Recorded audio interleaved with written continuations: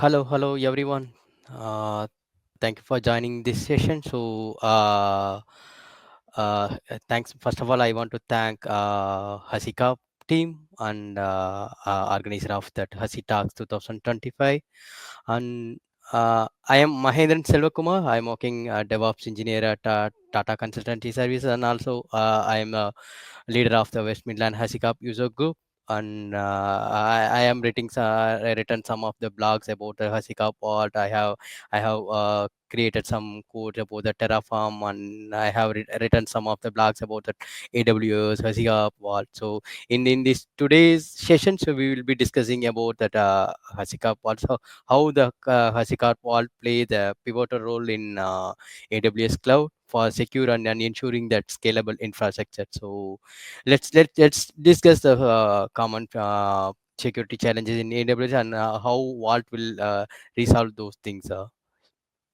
In that today's generation, so AWS will be providing that feasibility and flexibility, but we are facing some security risks. So the main challenge of that security is that security secrets fall. So that's in that secrets fall. So we will be storing that some of the credentials in that code, and we have hard coded the secrets in that code, and we are using that secrets in that application. In that case, we will facing some of the security related issues, and then the same things we have stored that particular secrets in that GitHub repository, so it will be creating some security issues. So and the same thing, so if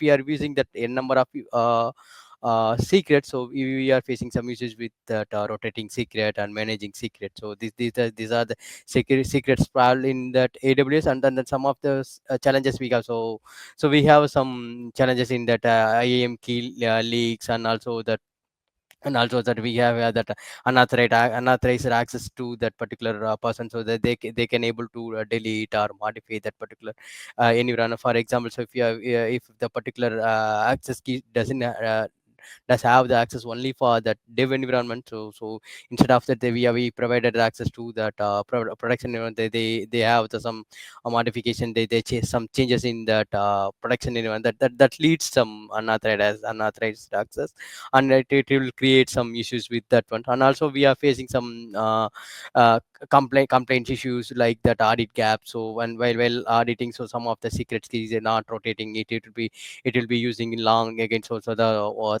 720 days, or more than 720 days, 720 days, or some of the things. And also we have the issue with that centralized secrets management. So while having a lot of the secrets, so we can't able to track and audit the secrets. So that will be the main challenge while using in that AWS. And also while storing that secrets and managing the secrets, that we will face some issues with that vulnerabilities, and also that tracking and auditing that particular access. So who will have the access, who has the doesn't have the. So some of the team need only have the development access, some of the team need only have the production access. But instead of that management support, secrets management, we will have that access issues. And also it will be leads to that security breaches, lead the credential exposures, and it will be creating some of these. These are the challenges we will be facing in that AWS environment. So let's see how HashiCorp Vault will help to mitigate these challenges. Before that, what is HashiCorp Vault? So the HashiCorp Vault is a secret management tool. In that secret management tool, so we can store that secret API keys, passwords, certificate, and then we can encrypt that data and all the things we can able to do with that HashiCorp Vault. And also it provide that centralized centralized secret management, and we can able to store that sensitive data, and we can able to follow that particular security best practices. All the things we can able, not only from that HashiCorp. Also we can have that HashiCorp cloud platform. In that HashiCorp cloud platform also, we can able to store that credentials. So we can have the HCP Vault dedicated and HCP Vault secrets. So in those areas, we can able to store the secrets and sync the secrets with that AWS secret manager. So those things we can able to do with the HashiCorp also. So how it will be help with that AWS. For example, so if you are using that AWS, it will be enable that secret management, and also it will be creating the dynamic secret. If it will be create the temporary AWS credential for the IAM users or the root users to access that AWS resources, and also so it will restrict that access based on it will restrict that access based on that access control. So it will be fine tuned that permission. So which user have that permission, which user doesn't need the permission, all the things we can able to restrict using that HashiCorp Vault. And also we can able to encrypt that data also using that HashiCorp Vault. So that's what we HashiCorp Vault playing the role. And the next one is that why Vault in HashiCorp also. So why Vault in AWS, correct? We have that AWS environment, we have the HashiCorp Vault, but we need to know so why we are using that AWS environment, because HashiCorp Vault eliminate that long-lived secret. So that will be that major case, correct? So some of if we are managing a number of accounts, some of the accounts we are not able to rotate the secrets. We just move using that static IAM keys, and it has that long-lived secret. So in that case we can able to replace the secrets, and we can able to create that short-lived and dynamic secrets. So in that case we can able to reduce the security risk. So if we created the dynamic credentials or short-lived secrets, so that it will restrict that, it will avoid that particular security risk. So and apart from that, it will provide that IAM based authentication. If you are using that IAM based authentication, so with the particular security will be enhanced. So we can able to enhance that security, and we can able to restrict that particular access with that vault policy. Instead of that IAM policy, we can able to restrict that particular access using that vault policies also. And using that HashiCorp vaults, we can able to rotate that AWS IAM credentials. So it should be for example, if you are using that RDS database or other services, so we can able to rotate that IAM's credential. This is the one of the powerful features in the HashiCorp Vault within AWS. And apart from that, so it has that built-in uh, built-in encryption. It integrates with that AWS KMS. So if it integrates with that AWS KMS, so it will provide that additional level of security. So while transferring data, the data will be in place or in transit, or the data in the movement.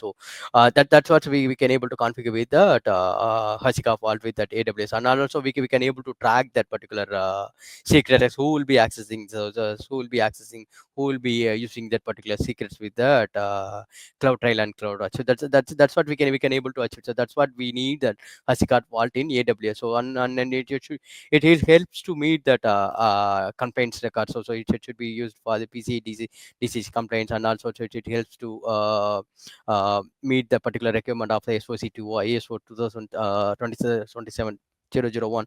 And those things we can able to do that with that HashiCorp Vault. So that's what we can able to. The next thing is that how to integrate the HashiCorp Vault. We can able to integrate HashiCorp Vault with the AWS in multiple way. So the main so some of the key integration we can able to achieve with that uh, HashiCorp Vault services like that AWS has, but the AWS Secret Engine, Database Secret Engine. So we will see these things in that upcoming sections. And also we can not only we can able to integrate with that key integrate with that but in inbuilt services. And also we can able to integrate with the TOTP, and in using the TOTP we can able to generate that MFA code. We don't need to use that authenticator app or authenticator devices to enable that TOTP. So we can able to use that vault services, and we can able to enable the TOTP secret engine. Using that secret engine, we can able to configure the MFA authentication. So that's what we can able to integrate with that TOTP. And also we can not only that integration, we can able to deploy HashiCorp Vault in AWS. So we can able to deploy HashiCorp Vault with that using a cloud formation. We can able to deploy the vault in AWS EC2 EKS. And also we can able to deploy with that cloud formation, Terraform, and manually. So we can able to do all the things with that AWS. And also, so if you want to restrict that if you want to restrict, so if you want to keep that secrets in private, and then the communication will be in private mode, so you can use that AWS VPC endpoint. So if you are using it, that any banking things, or any banking domain or some other things, so that the secrets and should be will be more secure, correct? So in that case, we can able to use that AWS VPC endpoint. So if you are using that AWS VPC endpoints, you can able to restrict that public access. So it should have only that it should have only that private communication. So that's what we can able to achieve. Then the next thing is that AWS auth method. So what is the AWS auth method? So the using that AWS auth method, we can able to retrieve that vault token. So it will provide that automated vault tokens, and then in that vault, in that AWS auth method, so it will be used for that AWS IAM role and EMUs, and also we can use that in that AWS EC2 instance. So, and we don't need to provide that, we don't need to provision, or we don't need to configure that tokens, username, password, and also so you can able to you don't need to configure with that client certificate. It will be configured with the AWS auth method. So uh, why we are using that AWS Athmeta, because we need to restrict, we need to avoid that manual secret provisioning, correct? So in that case, we can able to use that AWS Auth method, and also we can able to use that AWS Auth method we using with that AWS IAM roles and EC2 metadata. So for the authentication, so if you are using that AWS IAM roles, and you can able to configure that particular particular auth method. So and also we can able to configure that secure and scalable authentications with in that without operator. So we don't need to we don't need to intervene in that particular security things. So we can able to configure that, and it will eliminate that particular security files and improve the security of that security postures, and the security significantly in that AWS environment. So in AWS authenticated method, there are two authentication methods available. So one is that IAM based authentication, and another one is that ECD based authentication. So if we are using that IAM auth method, so in that IAM auth method, so we just need to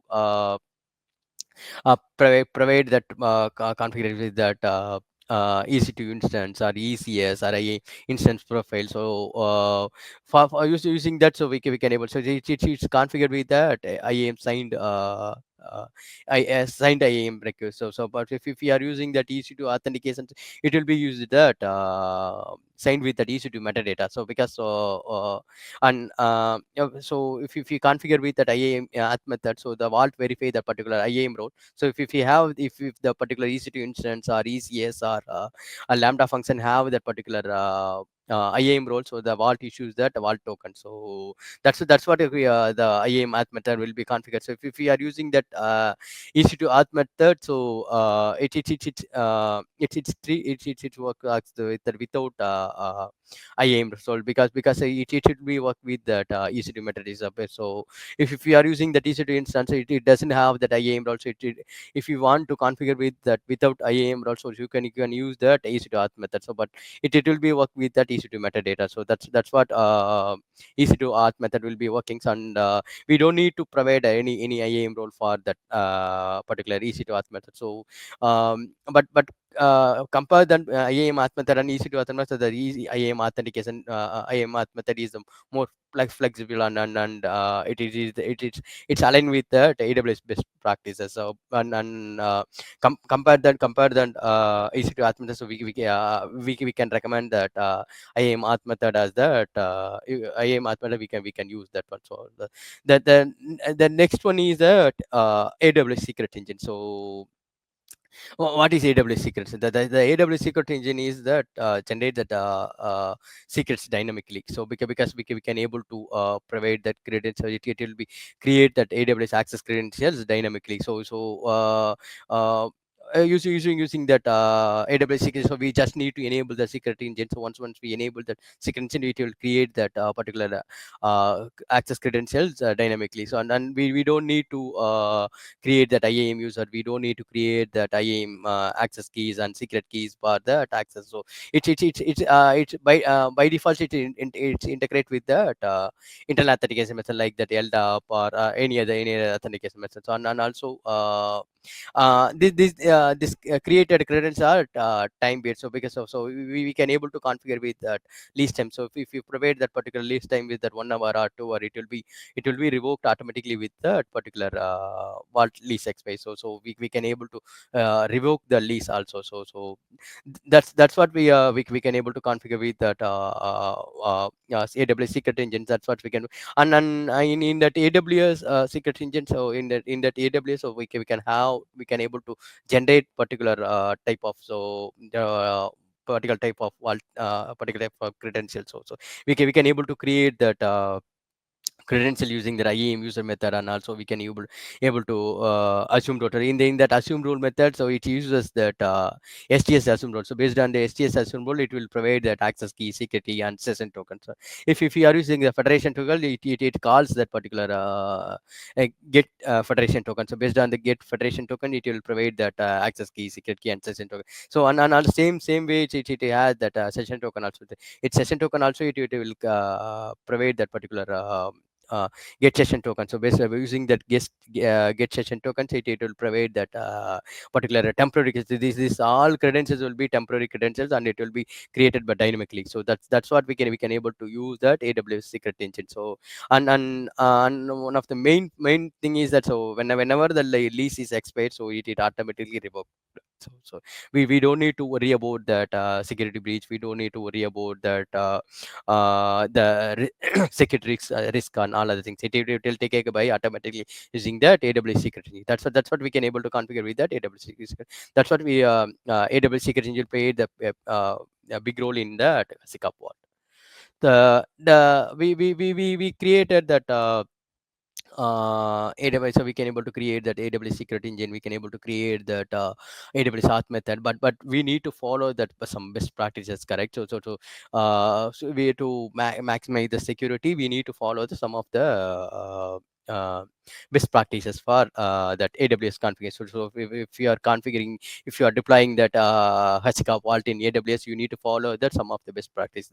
The main thing is that auto scaling. By default, HashiCorp Vault has that. So if you are enabled that HashiCorp Vault has a HA mode, so it will be configured with that auto scaling. And you should take care of that. So deploy your Vault server in that multiple availability zone for high availability. So you can able to configure that particular Vault server with that load balancing, high availability, and all the things you can able to configure with that best practices. And also you can use that particular IAM roles instead. So you can able to assign that particular IAM roles for that Vault machines instead of that instead of using that say static secrets and static access key and security. You can able to configure that IAM role. So in using that IAM roles, we can able to restrict that particular access security things. And we can able to also if you are using that Vault server, you need to unseal that Vault key. So we can able to see unseal the Vault with that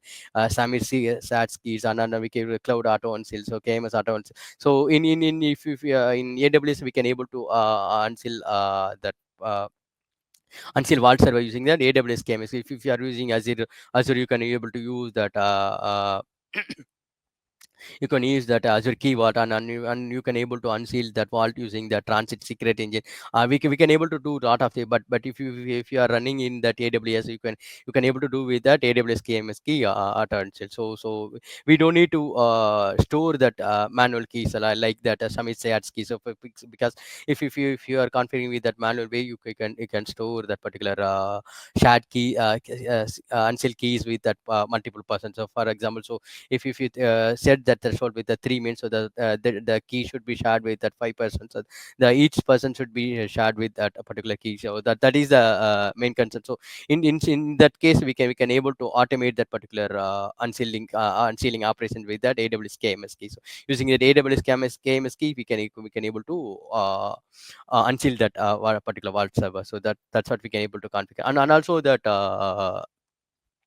isolate the vault traffic. So we as we discussed earlier, so we can able to restrict that secure communication, and we can restrict that public access with that AWS VPS endpoint. So if you are using that AWS VPC endpoint, so we can able to access that secrets. We can able to enable that secure communication without internet. So we don't need to worry about that internet exposure and all other things. So because we are using that AWS VPC endpoint, and the particular wall traffic will be occur in the VPC endpoint. So and we can able to enable the we can able to enable the CloudWatch and CloudTrail to configure that access. So who will access the secret, who will be using that secret. So if any of the anomalies happen, so we can able to detect that particular thing. So that's what we can able to configure with, and also we can able to uh, track the secret. So which secrets will have that particular access. So who will be changing the policies, who will be accessing that person. If any unattempted access, unauthorized attempts happen. So we can able to restrict using that. We can edit policy. So using that edit policy, we can able to restrict those things. So that's what we will see in that particular this session. So the next will be the demo. So in this demo, so we will see that how we can generate that dynamic AWS credential using IAM user method. So we can able to do with that IAM user method, assume role method, but due to time constraints, and so I will choose that IAM user method. In that IAM user method, so we will create that so in that IAM user method, we will create that IAM user, and then using that IAM user access the secret key, we will create that dynamic secret. So we using the secrets of how we can achieve, so how we can enable that dynamic user. All the things we will see in this demo. So and in this demo, so I don't want to create any servers or any wall server or anything. So I'm using my MacBook as a wall server. So we can able to enable that vault servers, vault dev servers in your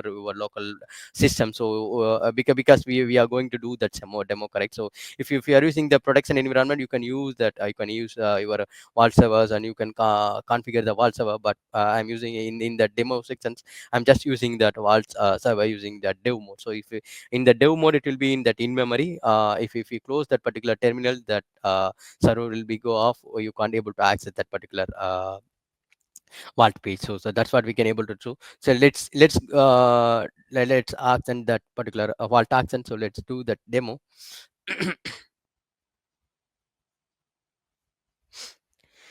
See, this is the command vault server. See, if you this is the server. So now vault server now vault server enabled. So see here we can able to see that. So the particular vault server enabled with that in memory mode. So if that in memory mode, it doesn't have the data. It doesn't have that data. It doesn't store that data. So if you close that particular terminal, so it automatically remove the data. So the data will not be stored on. And if you are using in your production environment, you don't use that vault dev mode. So because so I'm just using for the demo purpose. So before using that vault server, so we just need to export that vault address of by default. So here we can so while using the dev mode, it automatically unseal the vault, and we don't need to do that unseal the secrets, and we don't need to see if you run that vault status, you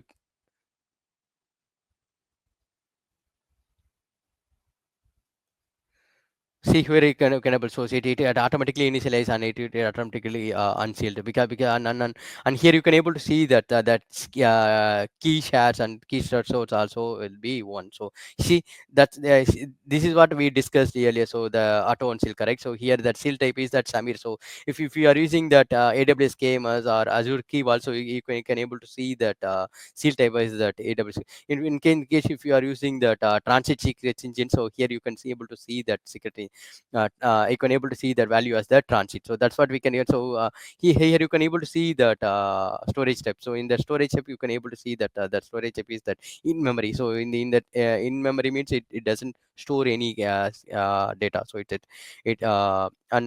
we will see that. So we will we will see that one, and we can able to log in that wall server using that so we can able to log in using that vault root token. So this is the root token. So if you are using that production environment, don't use that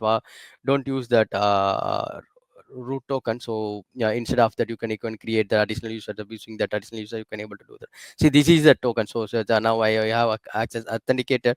And one more thing is that once you authenticated, you don't need to authenticate again, because the vault secret will be stored in that vault helper. So see here you can able to see that wallpaper. See this in that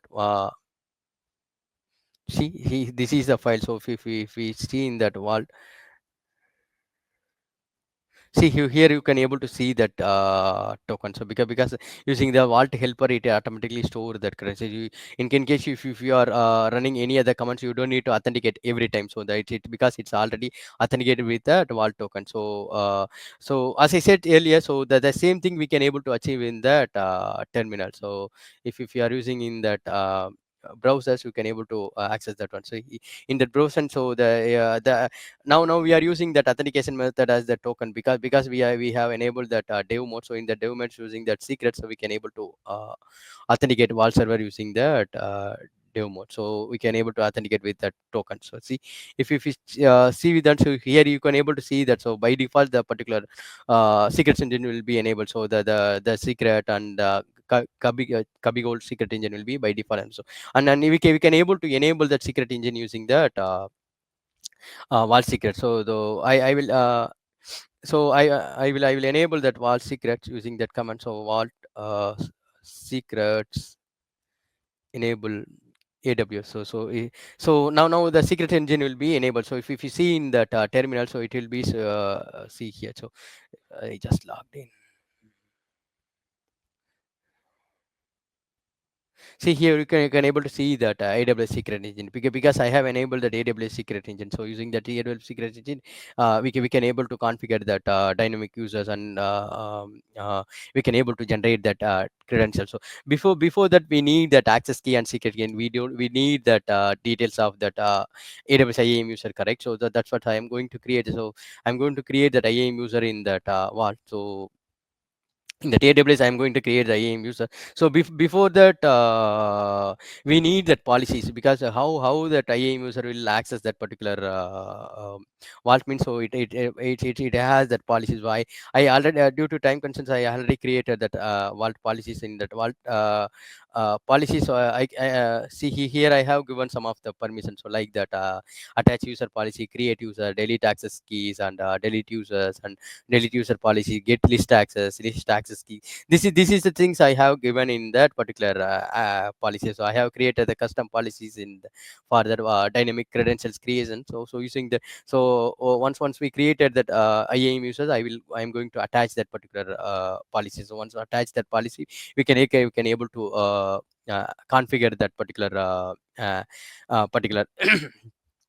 particular credential. So once configure the credential, we can able to get that credential. So I'm going to create that vault user. So I'm just IAM user for vault HashiTalks HashiTalk user. So I'm just creating with the HashiTalk user. So and I'm going to attach that policy, because I already created that policy. So I'm just created with that See, this is the policy I have created, that the vault dynamic credential. So in that policy, I have given that particular permissions. I have created the users. Once I created the users, it doesn't have that permission of access keys and secret key, correct? So we just need to enable that particular security credentials. So by default, it doesn't have that access key and secret key. So we need to enable that detail. So I just enable that secret keys. So I just given the others, and here provide that HashiCorp. See, I just created that particular access key and secret key. So now what I'm going to do, so I will configure that particular access key secret key in that HashiCorp Vault. So in that HashiCorp Vault, so we can able to configure Vault. So AWS, sorry, AWS config slash. So Vault right, Vault right AWS config root. So I'm going to configure that access key. So here I need to configure that access key value. So I just give that access key, and the same thing I am going to configure with that secret key. See, I'm just giving that access key, and also that secret key. I'm just give with that secret key. So in that secret key, I am just copying the secret key, which created in that AWS console. So I just copy that secret key value, and also I need to give that region. So which region you are going to use that. So I'm just giving that EU West one. So island region. So I just give it. So once I given, so the particular AWS config root, the root credentials will be configured. So once we the particular value will be configured, so we can able to see that particular value here. So if you click that secret engine, so if you I think we need to see here we can able to see that access key. So the access key and values will be configured. So and the see, this is the access key. So this is the access key will be configured. So I have configured that access key, and we can able to access that access key credentials, correct? What read? So what read AWS config slash root. So if we give here you can able to see that value. So see that the access keys will be same, correct? So that by initially we have created with that particular access key, and it will be have that particular region EU West one, and we can able to use like that. So now what we are going to do, so we will rotate that access key, because we configure that access key and secret key. So we need to rotate the secret key. So we can able to use that command vault right -f AWS config. So AWS config rotate root. So using that command, so we can able to rotate that IAM access key. So using that just give a minute.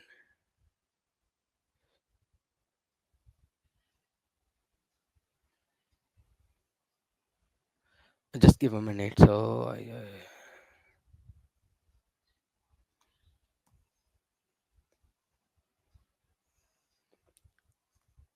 so we can able to rotate the sequence using that vault rotate vault right.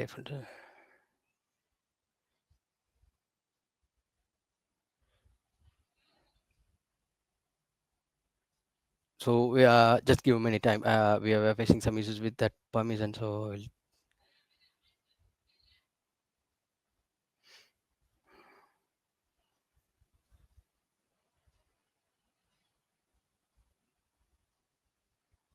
So here we can able to give that particular user permissions will be that HashiTalks.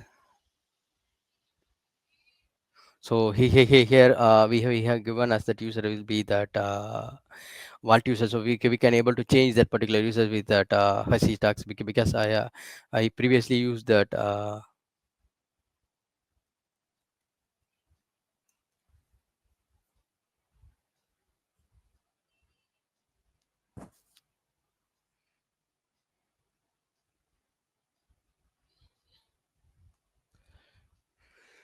So now I change the policies, and now I am going to run that particular command again.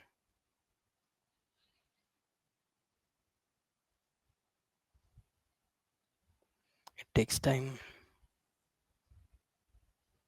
See, now the particular users access key will be rotated. So previously we can able to see that, so the access key will be ending with that XAR. So now it will be ending with that P7J. So if you see in that particular HashiTags user, so if you see in that uh, security credentials, you can able to see that, see the P7J, and we can able to see that particular secret key, correct? So because it if you using that particular users with that user, so it automatically pick that value. So we can't able to see that value. So if you see that what read AWS.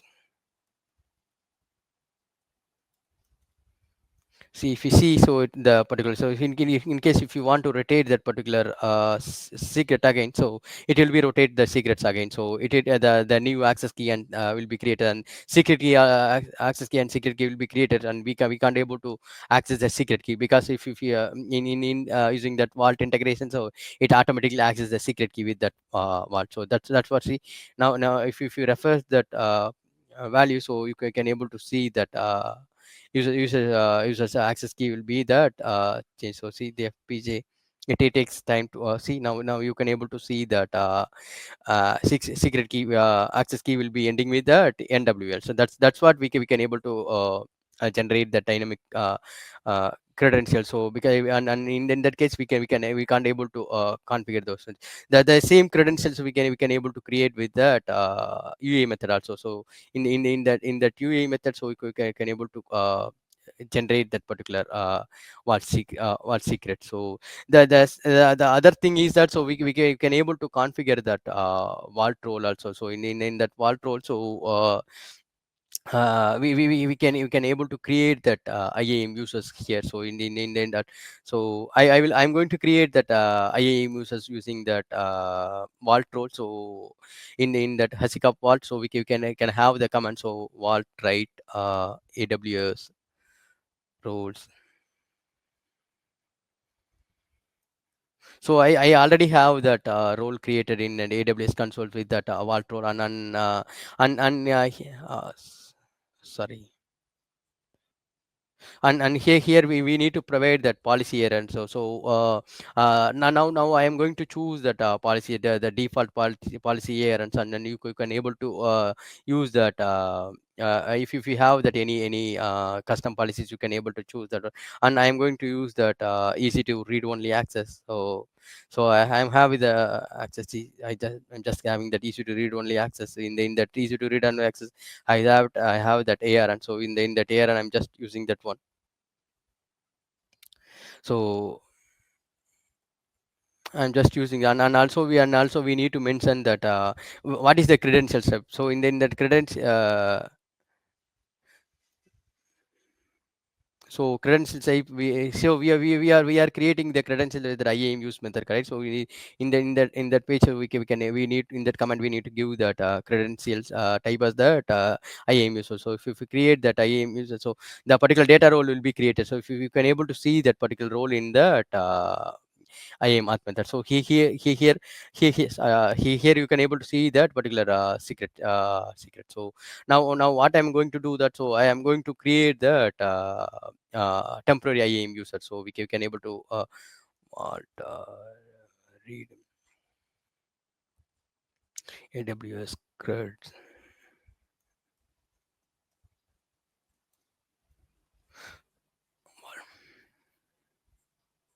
So we are getting error. Why we are getting error? So because here we have that policies, correct? So in that, and in that here I have that vault role. So in that vault role, see in that vault role, I have assigned with that vault dynamic run. So in the dynamic runs, I have given that user as that HashiTags, correct? So the particular vault role will be creating the user with that. Also, based on the conditions, I will give the vault users. So I'm just going to change that vault users. So once I changed here, and I am able to create that particular version. Instead of that, you can able to give that. So I'm creating the HashiCorp user with the HashiTalks name. So you can able to create with that vault. So if you create like that, so you can able to generate that particular user. So see, now you can able to see that. So you can able to see that particular access key, secret key, and also you can able to give see that least durations and all the things you can able to give that. So if you run that particular credentials multiple times, okay, the multiple temporary users will be creating. So see, now I have run that 2 times. So if you see in that uh, AWS console, so the particular two dynamic users will be created, the temporary users will be created. So the both the users we can able to access. So here I didn't configure with that least duration. So you can able to configure with the least duration. If you configure with the least duration, you can able to access. And the same thing, so we can able to revoke that accesses. So we can able to revoke the access with using that vault lease revoke. So vault lease.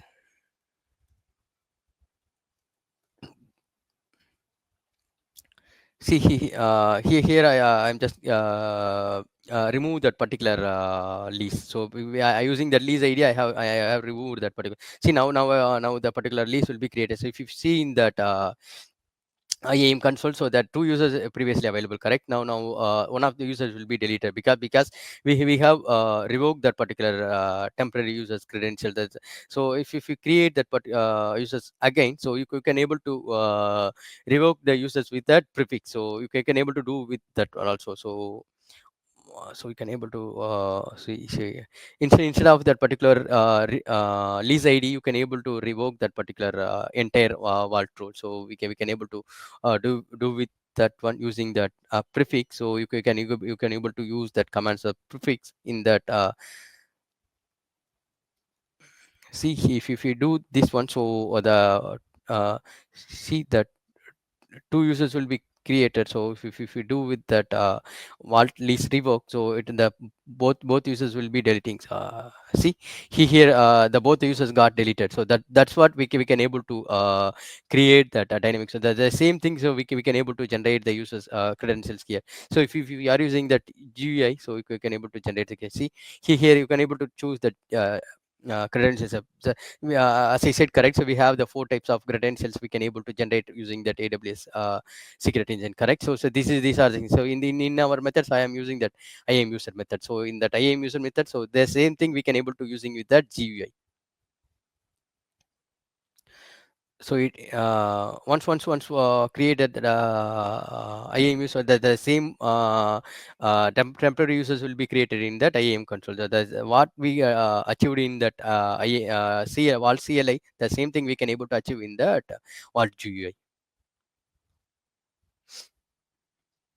See here you can able to see that access key, secret key, and what are the least durations, all the things you can able to do. See, if you see in that IAM consoles, you can able to see that new users will be that the dynamic users will be created. So that's what we can able to configure. We can able to generate that dynamic users in that using that HashiCorp Vault. So and one more thing is that, as I said, correct. So apart from that secret engine app methods, we can able to do that TOTP, correct? See here you can able to see that. So here you can able to see the TOTP secret engine, and you can able to see that database secret engines, and in the database you can and testing and not only in that HashiCorp also you can able to do all the things with that HashiCorp cloud platform. So in that cloud, if you are in the HashiCorp have that HashiCorp cloud platform in the cloud platform, so you don't need to manage all the servers. So you don't need to worry about that infrastructure management. The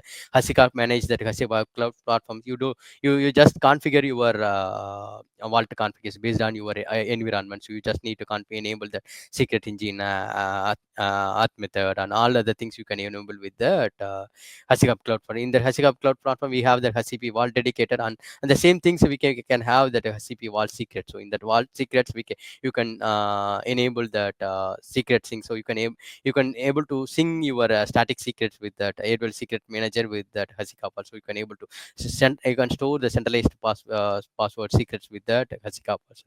So that's all for the today's session. So thank you for joining, and thank you for the opportunity, Hasika team and Jasmine. So thank you for thank you for time. So let's have that question and session. So I'm happy to have that question and session. So any questions, so I'll be answering.